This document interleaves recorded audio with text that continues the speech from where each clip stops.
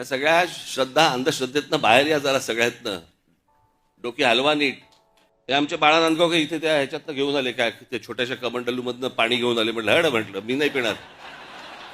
अहो मला सांगा, आता तो सोशल मीडिया आल्या पूर्वीच्या काळात ठीक होतं. मी त्या सोशल मीडियावरती बघतोय माणसं तिथे आलेल्या बाया बिया घासतायत.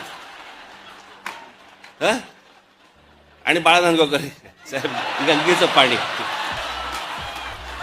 कोण पिईल ते पाणी. चला आत्ताच करोना गेलाय, कोणाला त्याच्याशी काही देणं घेणं नाही.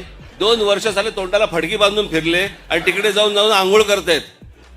अहो मला माहितीये, मी कित्येक स्विमिंग पूल बघितले असे जे सुरुवातीला उद्घाटनाच्या वेळेला निळे होते, हळूहळू हिरवे हिरवे व्हायला लागले. कोण जाऊन त्याच्यामध्ये मला सांगा पडेल त्याच्यात.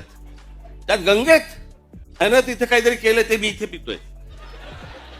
श्रद्धेला पण काय अर्थ आहे की नाही.